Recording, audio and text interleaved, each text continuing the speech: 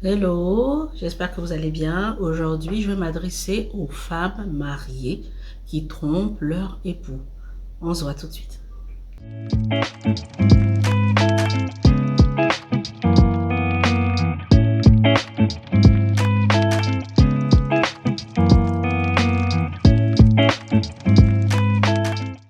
Je m'adresse aux femmes mariées parce que les femmes célibataires, elles sont célibataires. Elles n'ont pas d'engagement. À cause de cette affaire de... C'est pour lui qu'on a vu. Sinon, il y a beaucoup de femmes mariées qui trompent leur époux. Beaucoup de femmes mariées. J'ai dit dans une précédente vidéo qu'il n'y a pas pire qu'une femme mariée frustrée.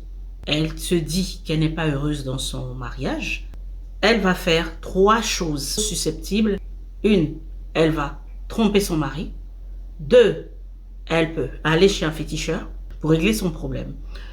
Trois, elle va pas faire ces deux choses-là, mais elle va être très aigrie. Elle va rester à déprimer en fait. Voilà. Elle va rester à déprimer. Ce ne sera pas une très bonne épouse. Oui. Donc, elle va dépérir petit à petit, elle va être très méchante, très aigrie, très jalouse, voilà. Et même, vous savez qu'après, ça peut donner de graves maladies. Je ne parle pas de la femme mariée, hein, qui elle-même, elle a roulé sa bosse déjà, et elle continue de rouler sa bosse. Elle est contente avec ça, elle est à l'aise avec ça, hein. Donc elle n'a pas de problème avec ça. Ça, je ne parle pas de ce genre de femme mariée là. Parce que le genre de mariée là qui trompe comme ça là, sans remords, elle a commencé à tromper bien avant. Le mari même des fois sait qu'elle trompe, hein, parce que, mais comme, je ne sais pas, il aime ou bien il est aussi passé, allez-y savoir, il est là, il est accroché à ça, ils sont dans leurs histoires. La belle famille, tout le monde va lui dire, même les amis, ta femme te trompe, ta femme te trompe, il n'y a pas de problème. Lui, il aime garder, il garde sa personne. Voilà. Je ne parle pas de ce genre de femmes mariées là, n'est-ce pas, qui sont un peu frivoles et puis voilà, qui font comme elles veulent, chap-chap. Je parle de la femme mariée qui prend l'engagement qu'elle a pris devant sa famille, devant son mari, devant ses proches, enfin, devant les gens, hein, au sérieux. Voilà, elle a décidé d'avoir une vie de famille rangée, calme, tranquille. C'est à cette femme-là que je parle. S'il te plaît, quand tu vois que tu n'es plus épanoui dans ton mariage, cherche des solutions. Je parle au cas où tu as le bal. Ça, c'est un. Premier cas. Bal va venir te donner une illusion de bonheur. Il ne va jamais te rendre heureuse. Il faut comprendre que il peut te galoper bien fort, bien serré. Vous pouvez faire tous les délires que vous voulez. Il peut faire ça pendant 1 an, 2 ans, 3 ans. Il peut même faire ça pendant 10 ans. Il n'y a pas de problème tant qu'il n'est pas fatigué de cette histoire. Il va continuer à te mentir. Il va continuer à te mentir. Un homme qui se respecte là, il ne va pas te prendre au sérieux. Parce que tu es une femme mariée. Il ne pourra même pas t'épouser parce qu'il va se dire que si il t'épouse, tu vas faire la même chose. C'est-à-dire que tu es déjà persona non grata dans sa conception, hein, d'une vie sérieuse. Hein? Tu es déjà persona non grata. Toi, ta personne là, il ne va pas te prendre au sérieux. Il peut te rendre service, hein. Vous pouvez être, voilà, complice pour quelque chose, notamment complice pour le galopage bien serré, fort, fort. Il va te secouer les boyaux. Tu vas crier. Tu vas avoir des crises de nerfs. Ça va monter au cerveau. Tu seras contente. Tu auras l'air très épanoui, tout ça.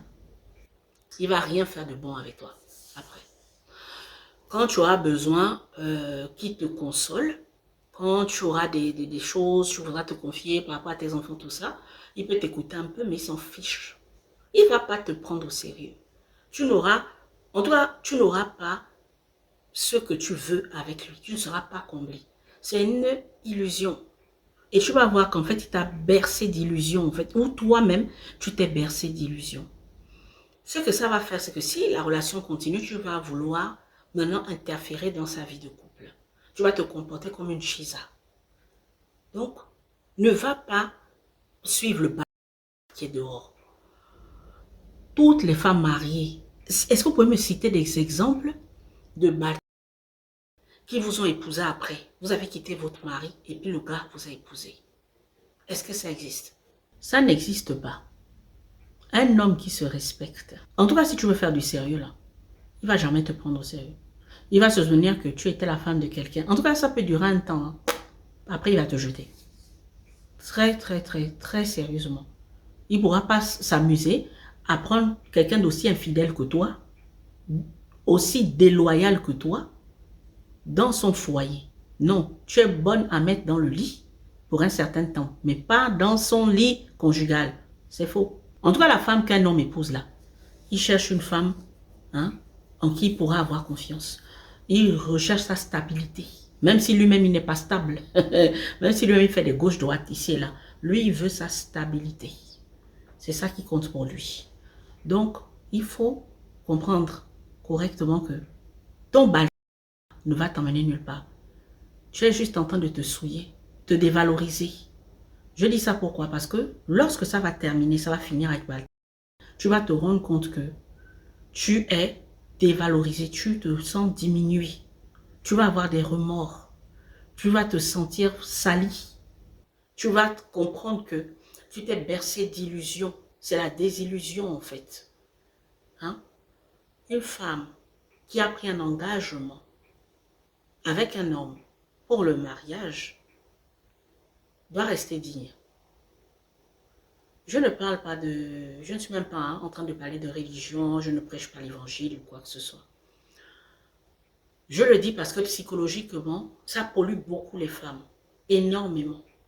Ça va faire des blessures encore émotionnelles, ça va creuser ton fossé de blessures émotionnelles. Il va encore être beaucoup plus béant. C'est ça. Et tu auras du mal à guérir. Tu vas garder ça comme ça, mais tu seras frustré, encore plus frustré, blessé par la vie.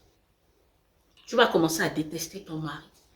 Quand tu as un mari, tu commences à détester ton mari. Et ce n'est pas une bonne chose, parce que ça peut aller même très loin. Très, très, très, très, très loin. Tu vas souhaiter même que ton mari perde la vie. Oui. Parce que tu vas te dire que si je reste avec ma on pourra m'épouser. Si je suis veuve, ou bien si le gars n'est plus dans mes parages. Parce que beaucoup de femmes mariées là, on sait très bien que c'est pas facile de divorcer. Surtout s'il y a des enfants, il y a des biens en commun. Des fois, tu ne sais pas où partir. Si c'est l'homme qui fait tout, ou bien même si tu as investi aussi, tu te dis, mais il faudra maintenant venir essayer de discuter comment on va faire pour les biens, comment se transformer aussi en bataille juridique. C'est pas amusant, non. On comprend. Il y a aussi le fait de la famille. Donc, ne t'emmènera nulle part. Il faut le comprendre. Au contraire, ça va créer des répercussions très néfastes pour ton avenir, pour ton bien-être à toi, pour ta valeur. Oui, pour ta valeur. Il y a des hommes qui aiment voler la chose de l'autre. Ça peut être aussi par rapport à la sorcellerie, oui. Et ça peut aussi être simplement parce qu'il aime voler la chose de l'autre. Il y a des hommes qui trompent, c'est-à-dire ils vont prendre les femmes mariées pour plusieurs raisons. Pas forcément pour la sorcellerie, hein. Simplement en disant, là-bas, je vais juste te tromper, je vais prendre ce qui n'est pas à moi. Et ça, je vais secouer ça correctement. Et puis ça va rester entre nous. Parce qu'il sait qu'il n'y a pas d'attache. Tu ne peux pas dire, non, viens te mettre avec. Il va dire, mais attends, moi j'ai ma femme, toi aussi tu as ton mari. Qu'est-ce que tu cherches? C'est facile. Et tu vas te taire. Tu ne pourras pas faire un scandale. Alors que quand il va prendre une fille célibataire, il sait très bien qu'elle va se projeter. Elle va se projeter et elle peut aussi faire un scandale. Elle peut tomber enceinte, elle peut faire ci. Toi, quand tu vas tomber enceinte, tu peux cacher. Tu peux dire que c'est ton mari qui t'a enceinté. Donc, ce n'est pas forcément la sorcellerie. Il y en a, hein, c'est la sorcellerie. C'est la sorcellerie. C'est la sorcellerie. Il va lier ton âme. Il lie l'âme de ton mari. Par procuration. Donc, il passe par toi. Hein? Il va retirer. Parce que on dit que la femme a dans son bas-ventre là, elle a l'ADN de son mari. Elle a le secret de vie de son mari. Dans son bas-ventre. Une femme qui est mariée, hein, légalement, dotée, tout ça. C'est spirituel. C'est spirituel. Donc, si il est un occultiste, tu es d'ores et déjà foutu. Hein? L'avenir de ton mariage, de ton foyer, tout ça là, comme on dit, c'est un hôtel maléfique qui va dresser seulement sur vos vies, sur votre foyer, même sur vos enfants. Autrement dit, tu es en train de vendre Non seulement toi-même, ta propre vie, tu vends celle de ton mari, mais tu vends aussi celle de tes enfants, ta progéniture. Donc attention. Je vous ai dit il y a 3 choses. Donc il y a le bagarre, la dépression, longue, profonde, et il y a aussi les fétiches. Donc pour l'instant, on va d'abord parler de les autres vidéos, je vais faire les fétiches et etc. Les répercussions que ça peut causer. Quand tu refuses, en tant que femme mariée, pas épanouie, malheureuse, tu refuses de prendre ce problème-là au sérieux. Tu refuses de régler ce problème-là. Au lieu de prendre un tu parles avec ton mari. Quand tu emmènes la famille, hein, c'est pas pareil. Il y a une manière de parler à son époux. Tu prépares cette conversation-là. Tu ne vas pas parler directement, oui, je suis pas malheureuse, je suis pas heureuse avec toi, tout ça. Non. Tu prépares ça. Tu dois te faire belle. Si tu veux, entame même un régime alimentaire, change de silhouette, fais tout ça, même s'il ne remarque pas. Un homme qui t'a épousé, là, qui t'a doté, pas un gigolo, hein, un homme sérieux qui t'a doté parce qu'il t'a aimé, il t'a choisi. Même si tu vois qu'aujourd'hui, ce n'est plus pareil, ça peut redevenir comme avant. Il faut juste aller extirper dans son esprit le premier amour qu'il avait pour toi. Oui, ça se crée, c'est psychologique parce qu'il garde ça là-dedans. Le pourquoi il t'a épousé, toi-même, pourquoi tu t'es marié à lui? Pourquoi? Parce qu'il y a des femmes, elles m'appellent, oui, voilà, ça ne va pas au mari, nanana. Je dis, ok, mais je pose toujours la question, alors, qu'est-ce que vous voulez? Je peux vous aider comment? Ah non, de toute façon, bon, je vous ai appelé juste comme ça, mais parce que moi, de toute façon, moi, je veux partir, moi, je ne veux plus, voilà, parce qu'elle va ruminer beaucoup de choses, beaucoup de choses. Donc, je pose la question que, mais vous êtes mariés au départ à cause de quoi? Oh, je l'aimais. Je dis, non, c'est pas suffisant. Il y a forcément quelque chose. Est-ce que vous vous êtes senti en sécurité? Est-ce que ceci? Est-ce que cela? Il faut faire attention. Il faut faire attention. Donc, avant de choisir la facilité, comme on dit, ce qui est facile est toujours dévastateur. La facilité d'aller te faire secouer par un balai. Commence déjà par te dire qu'il faut que je parle à mon époux. Mais il faut travailler ça, même pendant des semaines ou pendant un mois. Ça commence par ta silhouette. Il faut préparer ça. On prépare ça. Si tu ne sais pas comment préparer ça, il faut prendre quelqu'un, un conseiller qui va t'aider. Qui va t'aider à préparer ça. C'est la première chose. Tu vas parler. Tu vas lui parler. Ne va pas tout raconter. Oui, voilà, tu m'as fait mal au cœur. En janvier, tu m'as fait comme ça. En février, tu m'avais dit comme ça. C'est pas comme ça. Ce n'est pas comme ça, en fait. Va droit au but en disant, voilà ce qui me dérange. Tu m'as épousé, tu m'as honoré. Maintenant, aujourd'hui, voilà ce qui me dérange. Ça veut dire que si le monsieur a une maîtresse, il faut lui parler. Il faut lui dire que voilà ce qui me dérange. Ma place, elle est où? Dis-moi où est ma place. Il faut lui donner sa responsabilité. Parce qu'il t'a épousé. Maintenant, s'il se comporte mal, et il te fait souffrir, il faut lui dire, écoute, mieux, libère-moi. Libère-moi, en fait. Si tu ne veux plus de moi, il n'y a pas de problème. Libère-moi. Ça, là aussi, il faut accepter. Des fois, il y a l'homme ne veut plus de toi. Et tu dis non. Non, non, non, non, non, non, non, non, non. Et tu commences à te fâcher. Parce que tu vois comment il ne te regarde plus. Tu te fâches. Allez, tu vas prendre un Balthazar. Tu vas faire les fétiches. Tu vas gaspiller son nom de partout. Il faut avoir quand même un bon comportement. S'il dit qu'il ne veut plus de toi, tu peux essayer de le reséduire à nouveau. Ça se trouve aussi, il est envoûté.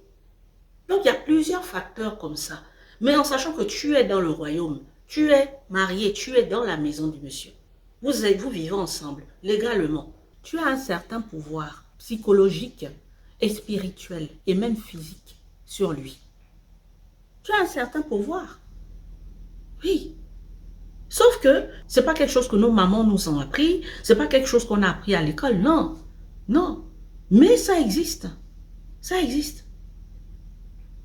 La deuxième chose que tu peux faire, fais-toi aider, fais-toi former, fais du développement personnel. Ça se trouve, peut-être que tu vas comprendre que tes aspirations sont autres maintenant. Parce que tes aspirations sont autres, tu vas te dire, peut-être qu'effectivement mon mari ne me convient plus. Ça ne va plus vraiment. Et puis on va limiter la casse. Moi, je ne veux pas être ennemie avec lui, surtout si vous avez des enfants. mieux on se sépare. Le développement personnel hein, va t'aider à te resituer dans ta tête. Ça va t'aider à te resituer dans tes envies, en fait, actuelles. À quelle phase de ta vie tu es? Qu'est-ce que tu veux réellement? Tu vois? Ça va t'aider. Tu as un vécu déjà et ce que tu veux, ton futur, comment tu l'envisages? Tu fais un break et tu travailles sur toi. Tu travailles sur toi. Peut-être qu'il y a quelque chose que tu dois changer en toi. Et c'est ce qui horripile ton époux. C'est ce qui fait en sorte que même ça ne fonctionne pas dans la relation. C'est pas forcément lui. Tu peux être malheureuse à cause de toi-même, le rendu que tu vois, que tu lui donnes, que tu lui renvoies. Et c'est ça qui fait en sorte que, ben, voilà, il se comporte de telle et telle façon. Le développement personnel, il y a du caractère. Peut-être qu'avant, quand il t'a épousé, tu étais d'une certaine manière et maintenant tu es d'une certaine façon aussi, qui ne lui plaît pas. Il y a aussi ce facteur-là, les hommes ne parlent pas beaucoup. Les hommes aiment banaliser certaines choses. Il va te faire une fois la remarque, ensuite après, il va passer. Mais ça ne veut pas dire qu'il n'a pas ça dans la tête et que il n'est pas, ça ne veut pas dire qu'il n'est pas déçu de ça. Il peut être déçu, justement. Mais il va se dire, bon, allez, c'est pas grave. Et le hic, c'est que c'est à cause de ça qu'il va avoir un certain comportement. Il peut aller prendre une maîtresse parce qu'il se dit que bon, toi, ça ne va plus parce que bon, de toute façon, il ne se prend pas la tête, tu es la femme de la maison, vous avez des enfants, mais il va aller chercher une affection quelconque ailleurs. Quand il va aller chercher l'affection quelconque ailleurs, ne va pas te comparer à lui. Hein. Ne fais surtout pas cette erreur. Parce que la Balthazarette là, la Balthazarette, pour elle, elle se dit qu'elle est capable de le prendre, oui, pour mari. Entends-toi, Balthazar, il ne va pas te prendre pour épouse. Hein. Jamais il va faire cette erreur. Mais lui, la Balthazarette, peut le prendre pour époux. Elle peut même se projeter avec lui. Et elle va même vouloir lui faire des enfants. Toi, ton Balthazar, il ne va jamais accepter que tu tombes enceinte de lui. Hein. Ah non, il ne va jamais accepter ça. Et souvent même, peut-être il est marié. Maintenant, si c'est un gigolo, là, c'est pire. Toi, tu vas voir que de toute façon, il n'a jamais t'emmener nulle part. La Balthazarette, elle n'est pas mariée. Si c'est une femme mariée encore, tu ne crains rien. Mais si c'est une célibataire, il y a du mauvais sang à se faire. Donc, il faut que tu prennes les rênes de ta vie. Donc, deux choses. Soit tu as la capacité de lui parler et d'aller droit au but. En fait, il y a une manière de faire. Soit, entre-temps, tu te fais d'abord aider. Tu travailles sur toi. En fait, tu te vides de tout. Tes blessures émotionnelles avant de le rencontrer, etc. C'est ça. Et tu fais le point sur ce que tu veux aujourd'hui. Où en es-tu aujourd'hui? Pourquoi même ce problème-là dans ton couple-là? Maintenant, si c'est un problème mystique aussi, je pense que tu le sauras aussi. Tu le sauras aussi. Mais il faut se poser. Donc, la première des choses, ce n'est pas de courir aller voir Balthazar. Même si tu vas dire que j'ai déjà parlé avec lui, il y a une manière de parler avec son homme. Quand tu es sa femme. Oui. Il va t'écouter d'une façon dont il ne va pas écouter la chisa. Il y a une manière de parler à son homme. Pour le ramener dans la sagesse. Sauf que c'est pas inné. On ne connaît pas ça forcément. Hein? Donc, c'est pour ça que il faut prendre des coachings. Oui. Je vais raconter une anecdote. J'ai été contactée par une cliente qui, elle, a eu un Balthazar. Voilà. Elle a eu un Balthazar parce qu'elle avait des problèmes de couple. Elle va me contacter. Elle est très intelligente. Moi, j'aime des femmes comme ça. C'est-à-dire que là, elle avait pas d'autre solution que le Balthazar. Elle a commencé à sentir que, mais mince alors, qu'est-ce que j'ai fait? Parce que le Balthazar, elle commençait à sentir hein, sa douleur. Elle commençait à voir que c'était une illusion complètement, voilà. C'était pas une bonne affaire. Et je lui demande, qu'est-ce que tu veux? Elle dit, je veux reconquérir mon mari. Le mari, il avait une Balthazarette. Oui, parce que moi, le nom de Chizala, bon, bah, il avait une Balthazarette. Hein? Qu'est-ce qu'on a fait? On a travaillé. On a travaillé sur elle-même. On a travaillé sur ses blessures émotionnelles. Parce qu'il y avait un truc où, quand le mari faisait certaines choses, ça la blessait tellement. Et elle n'osait pas lui parler. Elle n'osait pas dire. Elle n'osait pas dire. Même dans l'intimité, c'est pareil. Elle n'osait pas parler. Elle n'osait pas. Pour tout et pour rien, elle va parler. Hein. Mais pour ça, c'est-à-dire que, parce que il avait déjà blessé dans son... Elle se sentait déjà blessée dans son âme.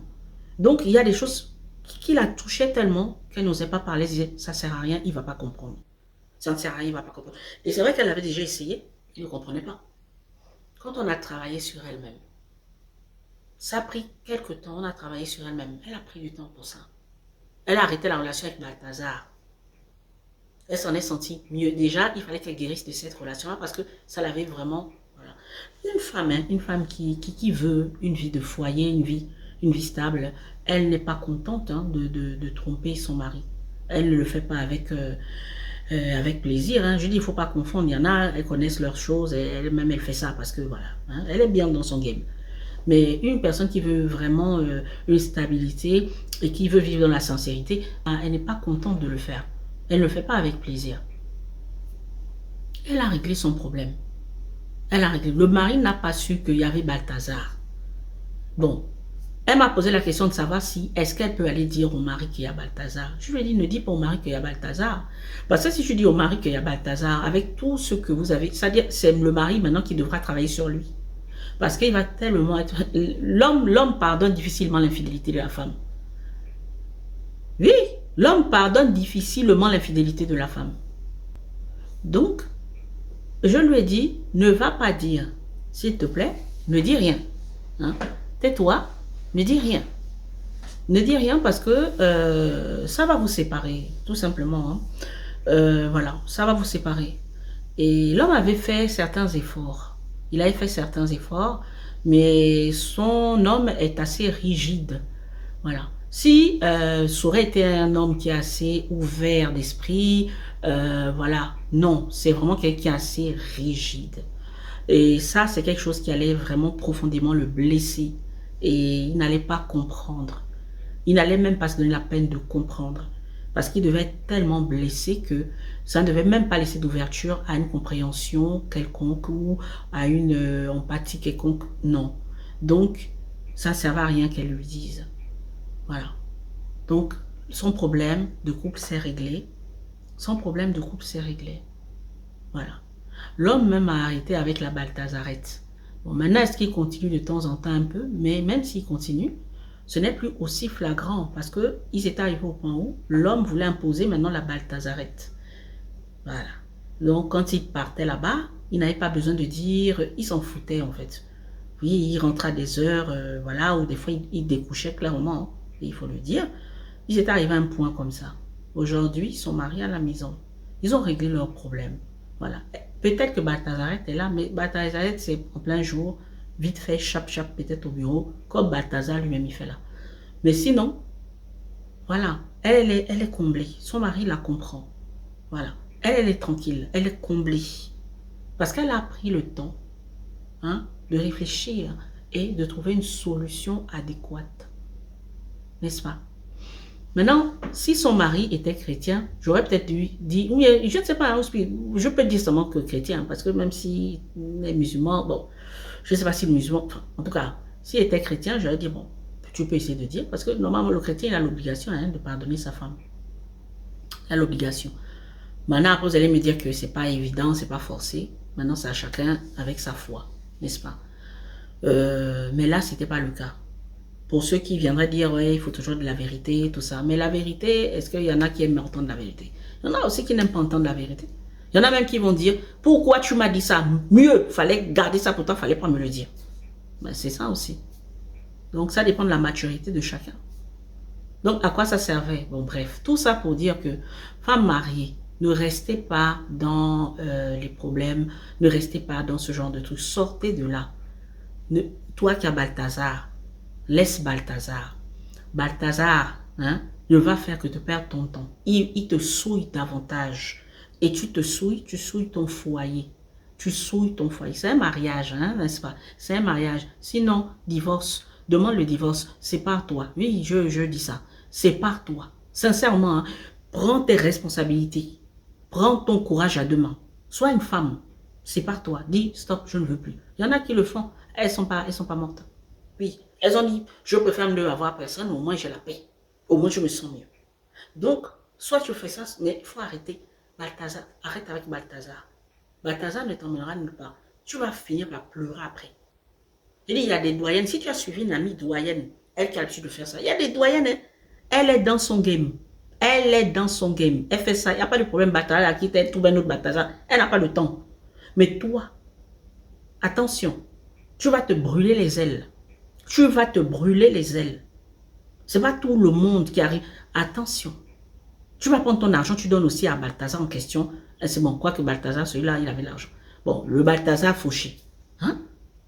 Tout ça parce qu'il te raconte des sornettes, parce que ton mari ne te dit pas. Attention, arrêtez de faire ça les femmes.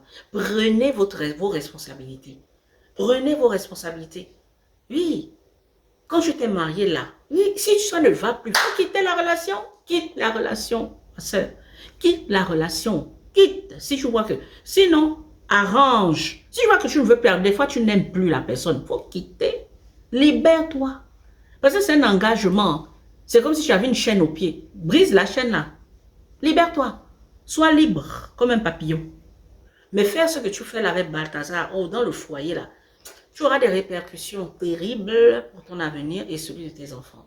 Parce que même si Balthazar en question n'est pas mystique, le mariage est aussi spirituel. Donc, à tous les coups, tu as des pots cassés. Il y a le revers de la médaille. Ok? Donc, en tout cas, voilà. C'était ce que je voulais vous partager. On se revoit une prochaine fois. Hein, pour les autres vidéos, comme je disais, je vais parler des autres sujets, les fétiches, et voilà, plus tard. Ok. Prenez soin de vous et on se dit à bientôt. Bisous, bye bye.